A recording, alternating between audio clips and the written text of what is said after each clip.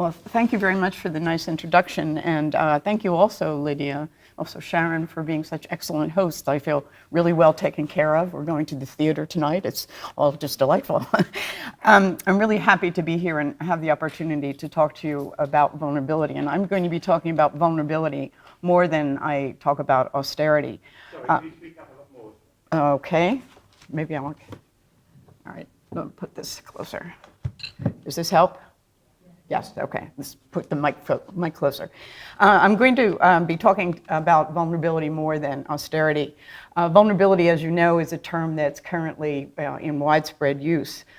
In fact, in discourses of austerity, you see vulnerability used to explain the vulnerability of the state, for example, in times of deficit, high deficit. So it's the vulnerability of the state that requires austerity programs.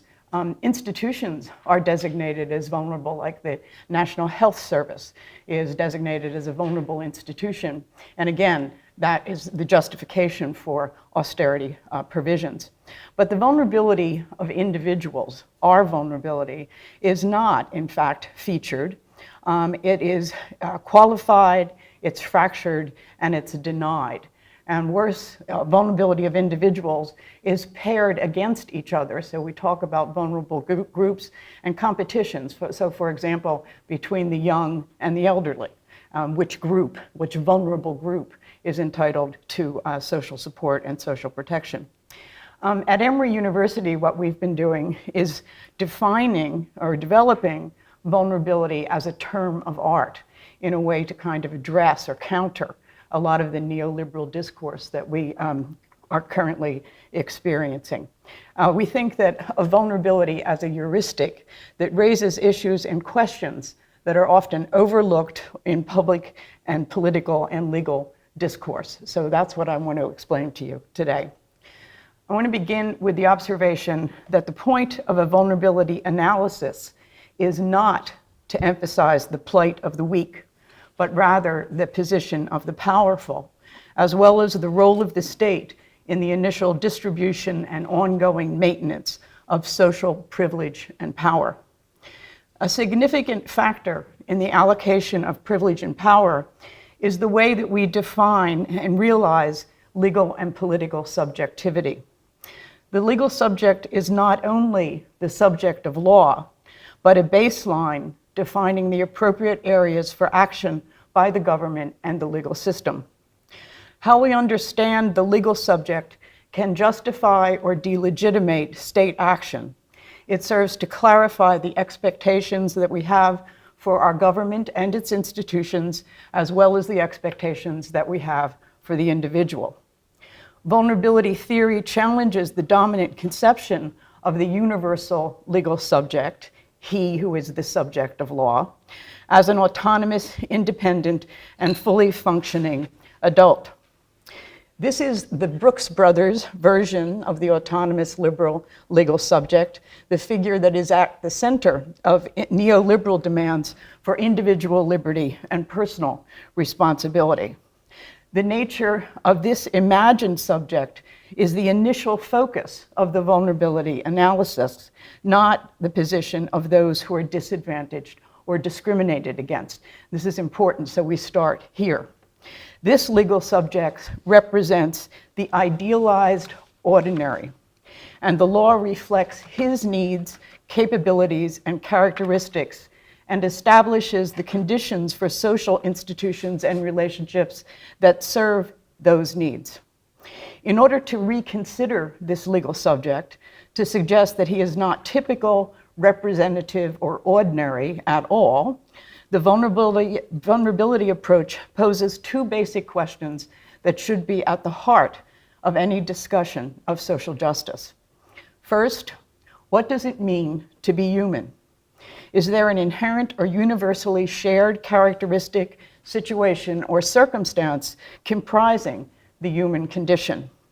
This is the foundational question: how we understand the legal or political subject.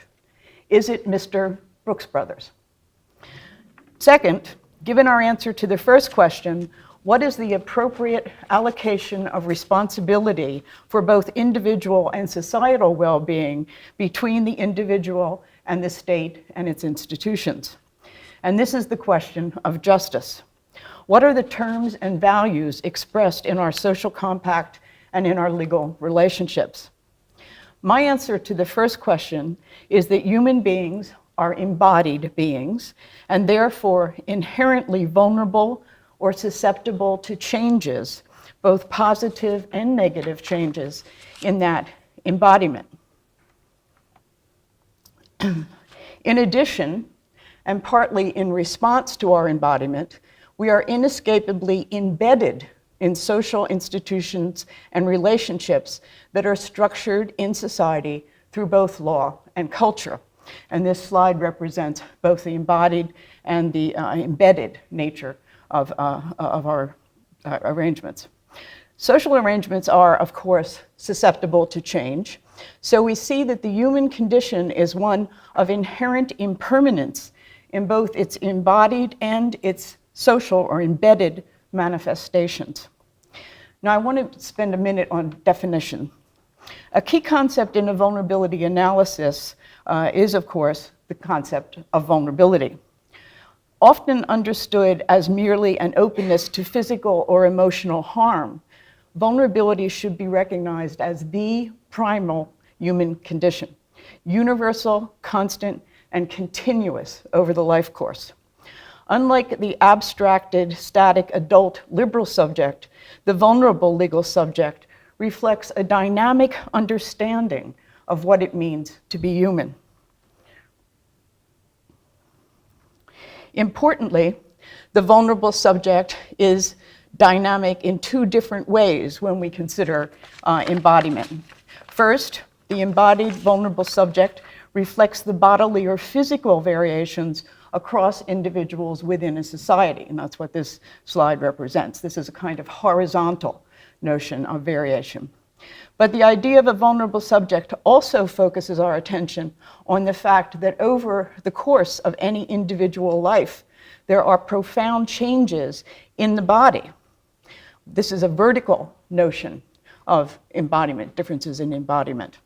These developmental changes are an inevitable and natural part of the human condition. Understanding both of these types of variation in human embodiment should have significant implications for defining the ideal legal relationship between the state and the individual. It should affect how we understand what is realistic and just set of expectations for law and for social policy. In fact, the first form of variation, these horizontal differences among individuals, has altered our perception of state responsibility and social justice significantly over the course of the 20th century. Anti-discrimination and equal treatment principles have made progress in protecting some individuals based on variations in embodiment, such as those that we label race, gender, and ability. But the same attention to differences and considerations of what is appropriate state response has not happened when it comes to vertical variations in embodiment. So adults of different races, genders, and abilities, and so on, are recognized as entitled to protection against discriminatory treatment and given full legal recognition as legal subjects. But children and others who are marked as dependent and considered for that reason to not be capable of acting autonomously are defined as constituting discrete and inferior groups, given a separate, qualified, or special legal subjectivity. Significantly, focusing only on an adult and therefore incomplete and static version of what it means to be human obscures the constancy and inevitability of human dependency and also distorts our concept of state responsibility. There's a new term I just introduced, that of dependency, and dependency is defined as complex and varied in a vulnerability approach. One form of human dependency is universal. We all experience it. In the work that I did during the 1990s, I labeled this inevitable dependency. It's developmental and biological in nature. Everyone experiences stages in life in which we are dependent on others for care, and this is exemplified by the needs of the infant or the child. While dependence on care from others may lessen or change as we reach physical maturity, many, if not most, of us will also be dependent on such care when we are elderly or become ill or experience impairment. But, and perhaps more importantly, there is a second form of dependency associated with the universal need for care, one that is not universal. The concept of derivative dependency captures the simple but often overlooked fact that caretakers themselves are dependent on resources in order to successfully undertake that care. Resources for the caretaker are delivered through social relationships and institutions and must include structural recognition and accommodation, as well as economic transfers and subsidies.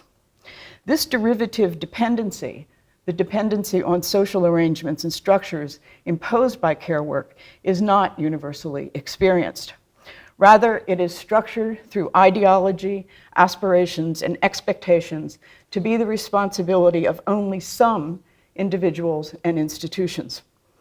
In the United States and in many other societies, the family is the way that we privatize both inevitable and derivative dependency. And we typically feel there is little or no public responsibility for the burdens this places on those within the family who assume the role of caretaker. Arguments that there is a basic collective or social responsibility for dependency are typically dismissed or ignored. Liberty, autonomy, contract, choice, and consent are the dominant metaphors for understanding social relationships, and social arrangements are defined as individualized, negotiated, and voluntary. Caretaking is not seen as a social good, it is an individual choice, and hence an individual responsibility. In this way, the risks and responsibilities for the burden of caretaking are assigned to individuals and individual families. While some might call caretaking an individual choice, it is also the assumption of a social role that is essential to society.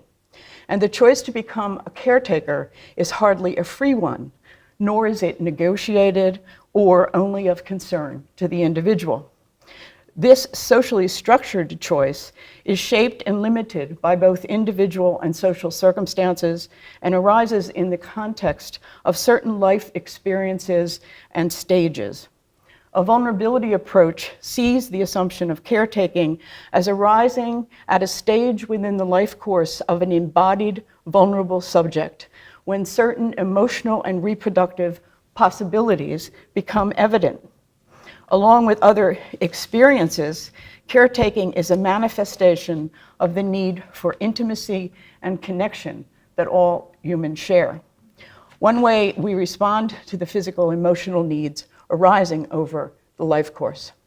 And undertaking care work decidedly should not be seen to create a separate legal subjectivity, and certainly not one that absolves the state of responsibility for either inevitable or derivative dependency. Now, my working through the caretaking dependency dilemma was very important to the creation of a vulnerability approach. In particular, I realized that the insight that some forms of dependency are derivative, that some social roles mandate reliance on resources and institutions, can be applied to most aspects of and undertakings in life. As embodied beings, we are inevitably and inescapably embedded, caught up in social relationships and institutions throughout our lives. The dependence of the caretaker is exemplary, not merely derivative. It illuminates the necessity of relationships and structures or institutions upon which we rely in virtually all aspects of our lives. Further, recognizing the essential role of institutions and our inescapable dependence on them mandates that we have some reason or some means to interrogate and organize the nature and functioning of these institutions. And this last assertion brings me to the concept of resilience.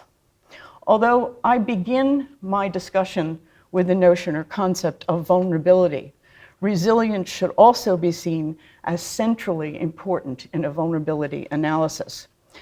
While there is no position of invulnerability, vulnerability is universal, constant, over the life course, there is resilience.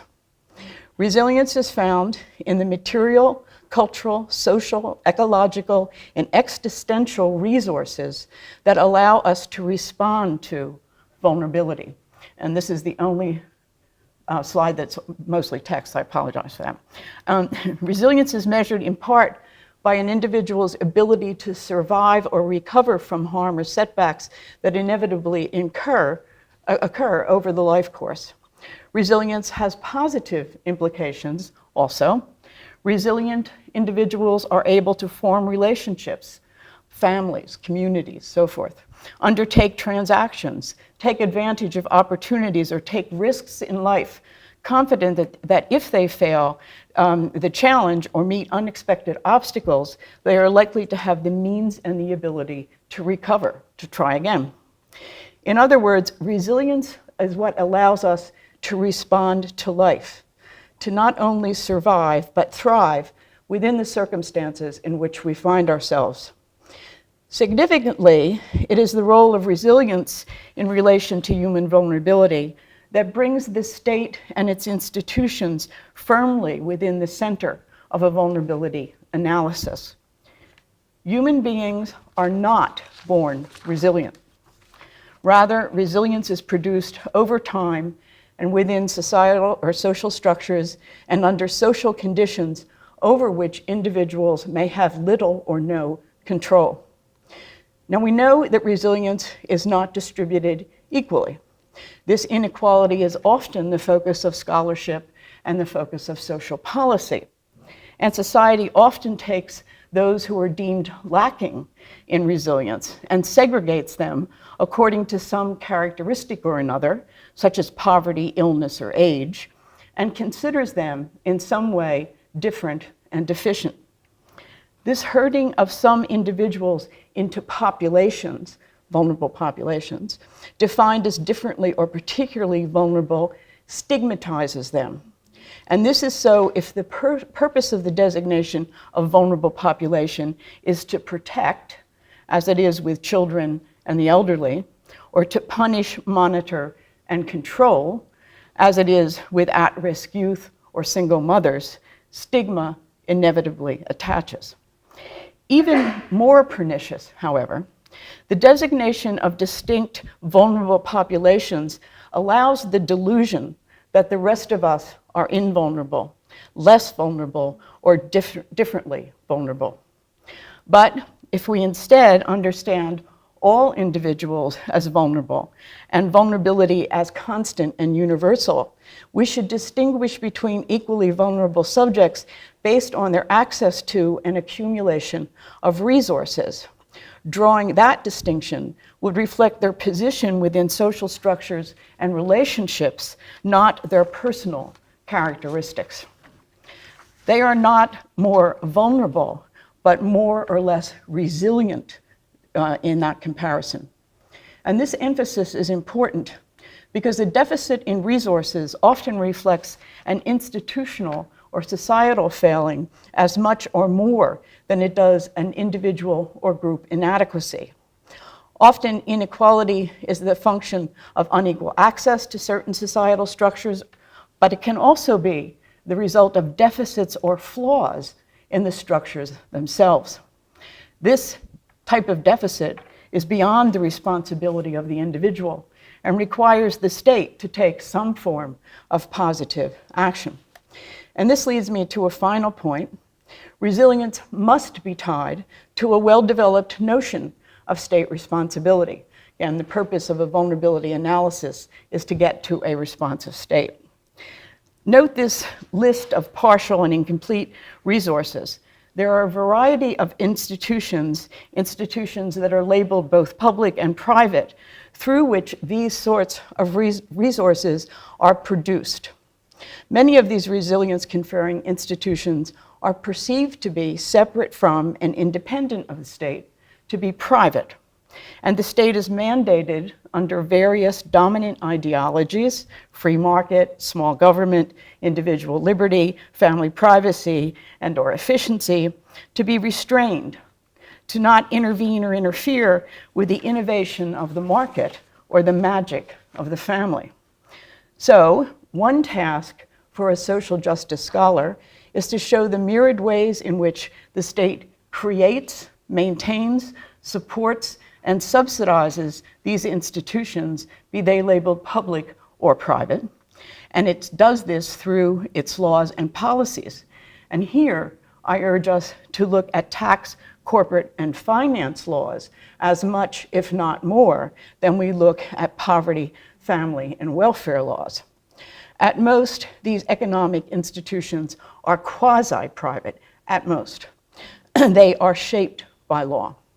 Second, in addition, a responsive state would also recognize that it needs to monitor and periodically revise the laws that currently govern our relationships with each other. Law also shapes social relationships. So this is the second text.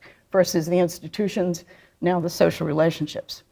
In that monitoring and revising, it is essential that the vulnerable legal subject replace the autonomous liberal legal subject.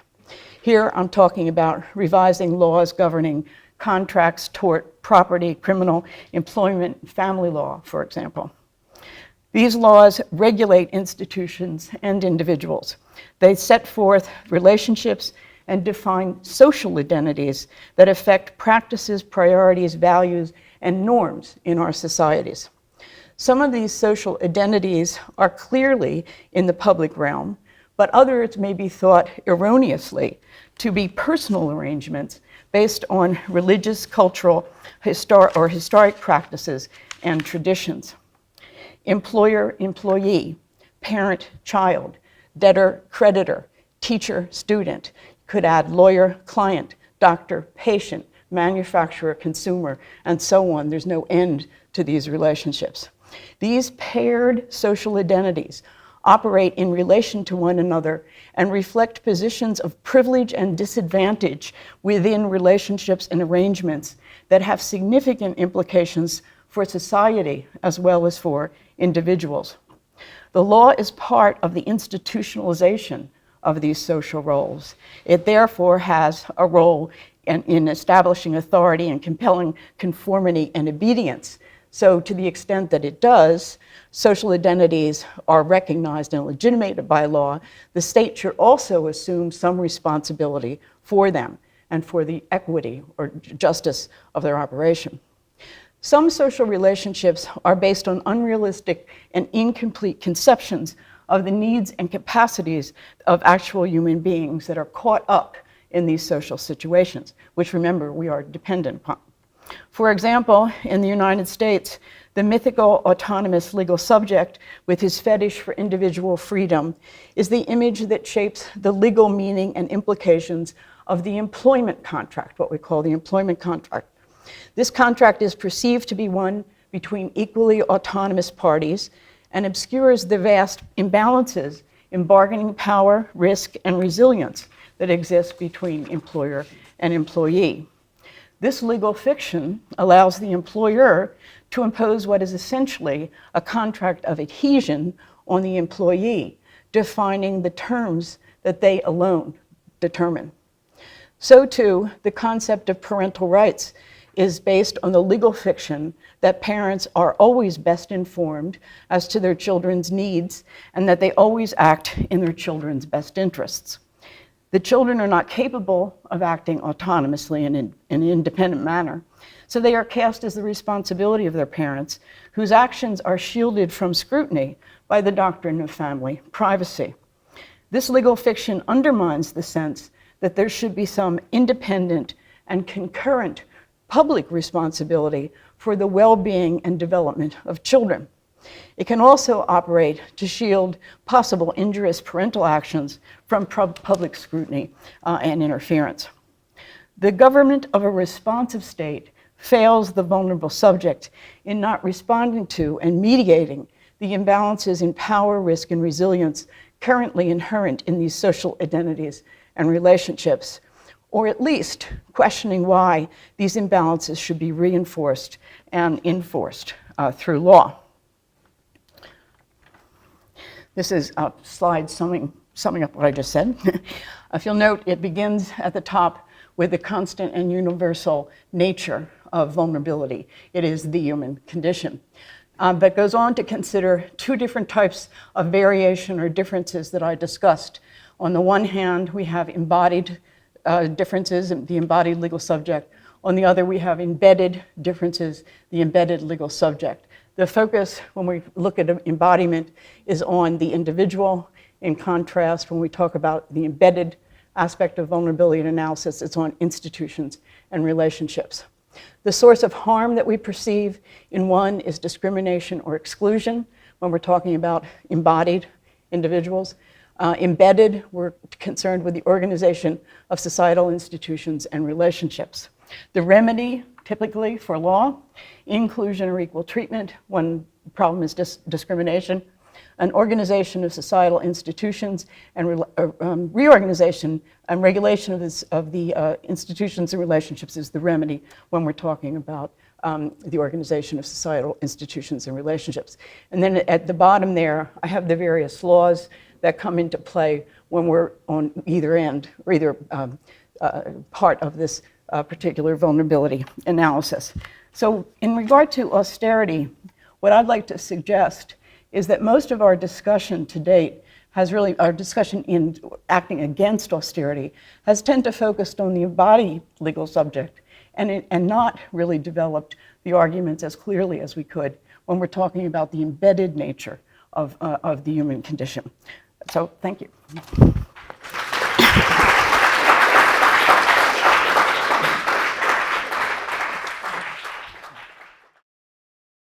Thanks very much indeed, Martha. That was fascinating, wide-ranging, complex. I should say that I had questions and issues I wanted to raise forming in my mind, and I'll come back to some of those. But I was struck time and again that as I formed a question or a theme in my mind, you had already anticipated it and came back to it and began to address it already in the talk you gave. So it was really fascinating stuff. I think the emphasis on the inescapability of vulnerability is crucial. I think there's some fascinating work and discussion to be had around the vulnerability of your Brooks Brothers characters. There is a sense in which still we're drawn back to the vulnerability of people who are constructed in positions of dependency, and the way you use resilience as a kind of counterpoint to that. So resilience being the distinction between those vulnerable people whose vulnerabilities put them in a really fundamentally threatened position, and others is a critical one. I do have two or three themes that I'd like to try and draw out a little bit, and I won't talk for long because I'm sure our audience have much more interesting questions than the ones I can come up with.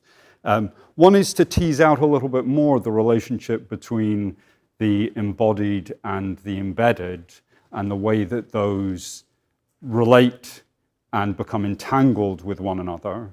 One way of thinking about that might be to think about multi-generational patterns. There's a lot of recent discussion, for example, around epigenetics, so the way that lived experience becomes inscribed in aspects that would historically have been seen as determined and essentially genetic. I thought that the link through to your discussion about the life course was also very interesting, very important. Thinking about these competitions between populations, people categorized as populations at different stages of the life course, I think has a great deal to tell us if we can pick it apart and disentangle it. The thing I really wanted to think about, and where you anticipated kind of a forming question in my mind, or at least to an extent you did, is the relationship between the state and what sometimes you call the societal and the institutional. And towards the end of the talk, you described the way in which the state helped to constitute various other societal institutions and so on. And yet there's a sense in which your list of sources of resilience, those 5 categories of resources, seems to me to escape and get beyond the state. The state isn't absent from them, but none of those are kind of reducible to the state. And I was kind of thinking that you were looking to kind of pin responsibility on the state, maybe. Is that part of the approach? I guess I'm thinking maybe more politically than analytically here, but I have to say that at a stage when we've just had a change in the senior leadership of the state in this country from a highly privileged man, educated at the most expensive and influential private schools in the country and so on, and at the moment of his demise as a political leader, he's heralded as a one nation Tory, as someone who's brought the country together at a moment when manifestly as a result of the outcome of a referendum, the country or the countries of the UK appear more fundamentally and basically divided. And then we have his replacement, a woman, only the second time that the UK has had a female prime minister, whose great cry, or the cry made on her behalf, is that she was mostly educated in the state sector, and whose appeal is to put the state at the service of the least advantaged, the most vulnerable. And frankly, you know, I have my doubts. And in that sense, trying to make the state responsible for these social institutions at this stage in the political life of the United Kingdom, I don't know, it feels more like a triumph of hope over expectation than a viable political strategy. So I guess I'd be interested in the relationship between the state and the societal, maybe reflecting on the particular context in which we find ourselves. Could I just say one thing about the last comment?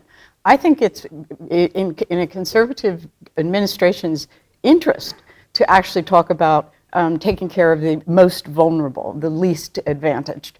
Because what that does is to divide, again, the rest of us from that group. And not only that, but have us with our own, according to our own characteristics or beliefs or concerns, fighting each other for limited resources.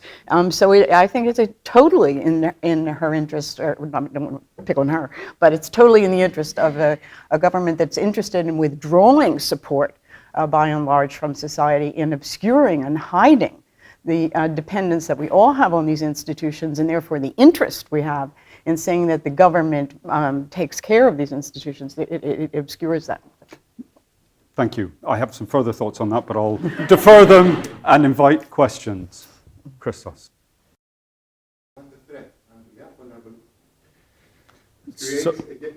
Thanks. So this is a question about so I'm going to repeat questions so they're captured for the recording. So this is a question about the relationship between vulnerability and resilience, and perhaps a missing third concept, which is security, partly because of the way discourses of security create scope for state intervention, roughly speaking. All right. On the question, who is vulnerable, right, in there, the point is that we're all vulnerable, and differently vulnerable, perhaps, in any particular social configuration or social relationship.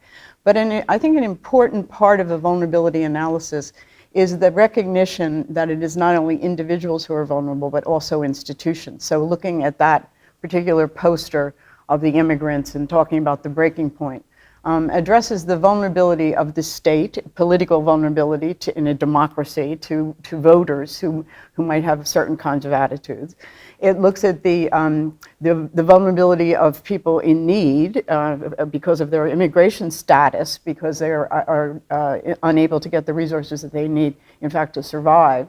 But it also recognizes or addresses the vulnerability of the voters who would punish the state if they don't in fact take care of that. But all of those vulnerabilities, or all of those, don't talk about them as vulnerabilities, all of those positions should be relevant in coming to an effective and fair and just political resolution of the problems that are raised by immigration. So I think that again, the point is not to divide out and look at who's the most vulnerable or who's the most deserving or so forth and so on, but to look across the board in a very open way. And in fact, I'll refer here to the United States and Donald Trump, because it's a situation I know a lot better. If in fact the progressives had been more attentive to the vulnerability of all of us and consider the plight of the white working class in the United States, then perhaps the ground would not be fertile for the kind of aggressive populist anti-immigration and so forth stance that Donald Trump represents. So I think it's the ignoring the vulnerability of certain groups and privileging certain groups because of certain characteristics they have that has in fact resulted in pitting us against each other in ways that's very counterproductive. Yeah. When I do this kind of presentation, I'm always surprised at the extent to which people get hung up on the concept of vulnerability, again, because I want to start there, but get to the notion of resilience and state responsibility. But let me just say, as I indicated initially, vulnerability to me is captured in both the embodied legal subject and also in the embedded legal subject in that notion. It is the inevitable susceptibility to change in our physical selves and in our social or embedded selves. That change is inevitable, it's going to happen, and it also reflects or leads to our dependence on social relationships and institutions. And that brings in, again, the state responsibility, because the state is instrumental in creating and monitoring those institutions. And in fact, state resources are used to subsidize some of those resources. So in looking at this, I would also argue that the state is very responsive to the susceptibility to change, to decline that we see with institutions. So if you look at things like the 2008 recession, the state, my state, and I think your state too, was very responsive to financial institutions, the vulnerability of financial institutions, the vulnerability of economic arrangements, but not so responsive to the vulnerability of individual homeowners, for example.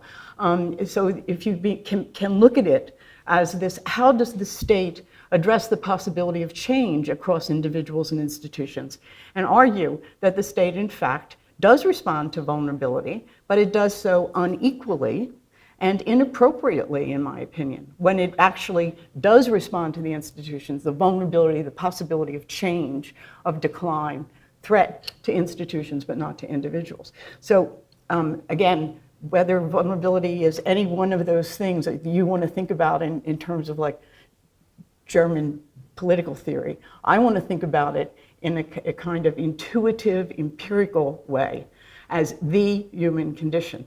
It seems to me inevitable that we are going to have change, that we have decline in our embodied sense, and also in our embedded sense. And so that's where I want to start the theory to get to what constitutes a responsive state.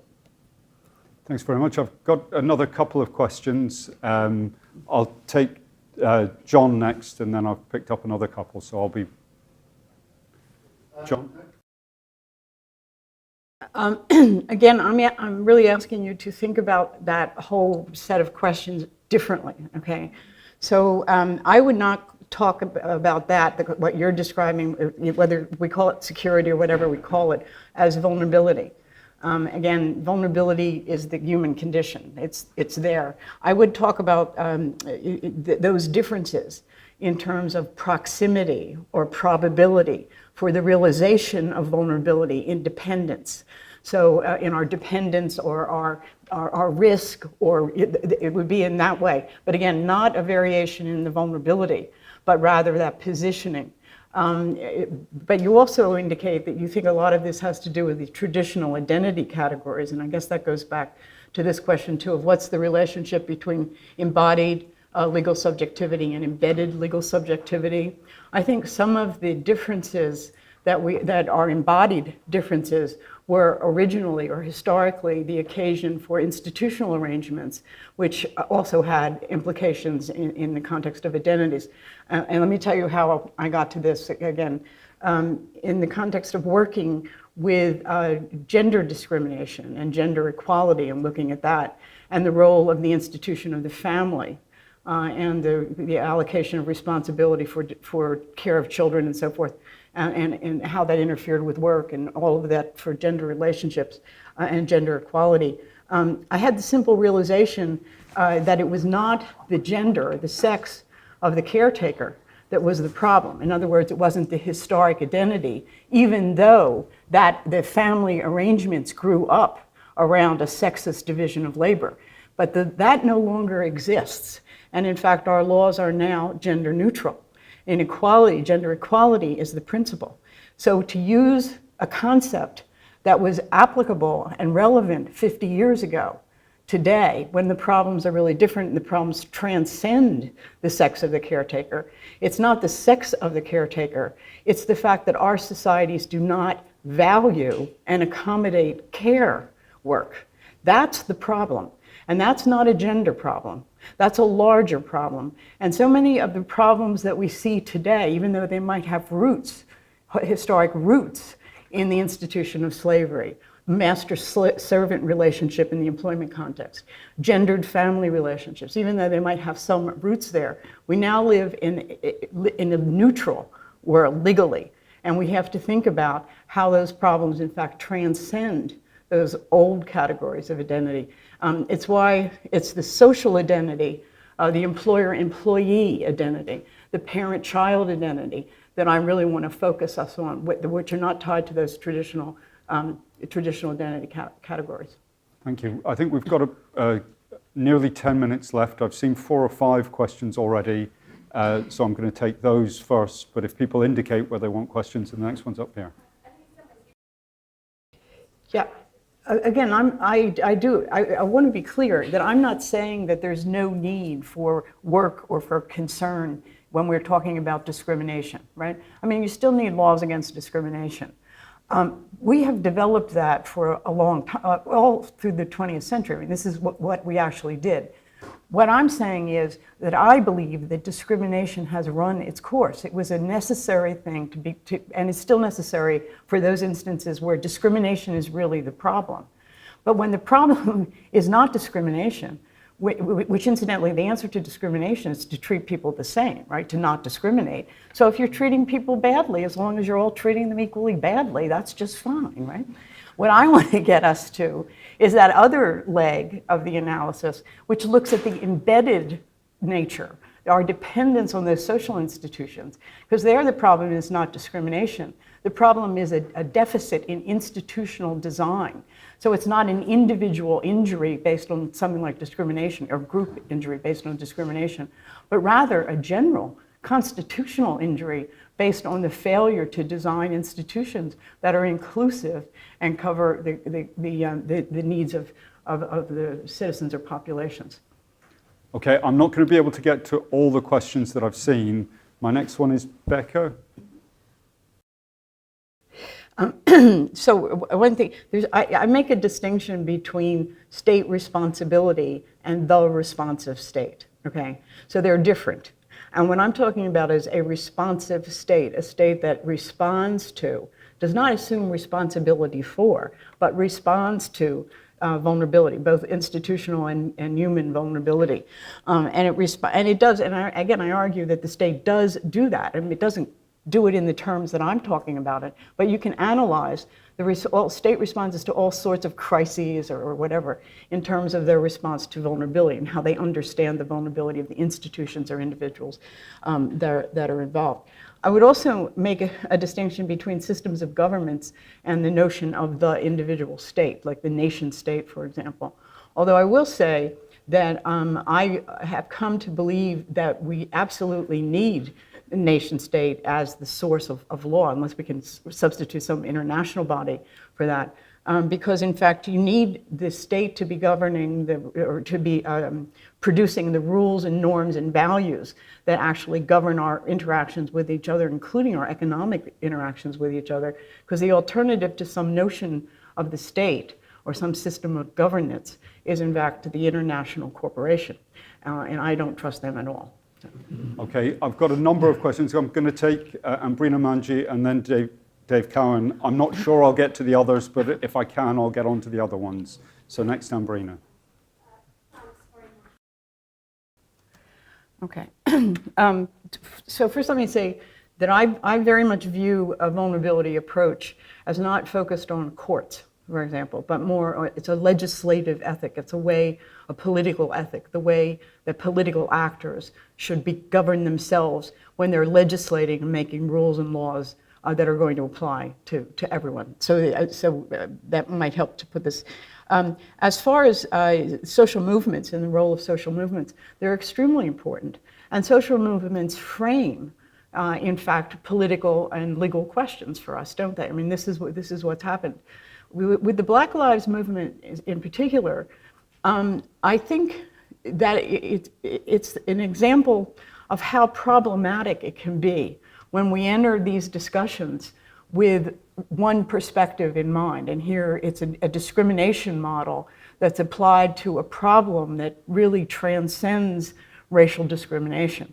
So that if you actually look at the numbers of people that have been killed by police in the United States, it's about 100 and some Black lives and 400 and some non-Black lives, which is not to say that that's not disproportionate. So I don't want to say there's no discrimination involved. But to stop with discrimination, racial discrimination, is not to get to the entire problem, which is really that the police are not trained, they're not resourced. They are, in fact, the largest category of victims, if you want to have one unifying category among the victims that have been killed by police officers in the United States, it's those who are mentally ill. That is the largest category. But again, that drops out if we begin from the racial discrimination perspective. And again, not that that's not important, I don't mean to say that, but it's not inclusive. And what I want to see with a vulnerability analysis is the area of concern where we need reform broadened. Again, so what is the remedy? If the problem is discrimination, what is the remedy?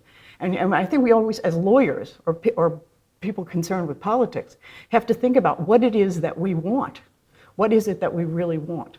And with the Black Lives Matter, with the police, I think it's a substantial reform and bring police back into the community instead of having them function as occupying armies, which is exactly what they're doing.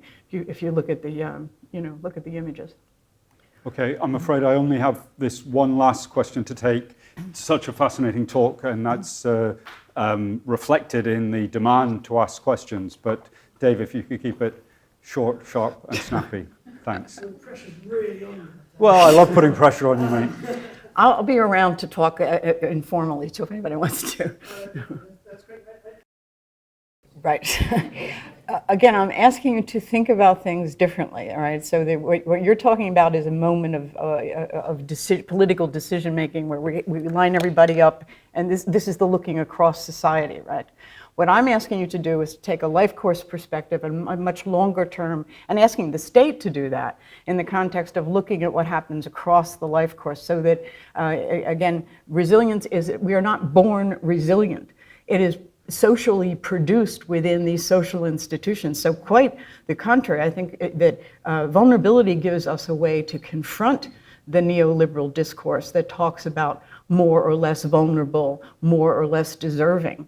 What it does is to say, those institutions, we are all of us every single one of us across our lifetimes dependent on those institutions and social arrangements. So it's an argument for the state to actually support and invest in them, the same way that they actually support and invest in the institutions that sustain the market, which they certainly do, including the way that they create sorts of things like the responsibility of boards of directors, consumer laws, and so forth and so on. So it's an argument for them to actually invest in that. So I see it differently than you do.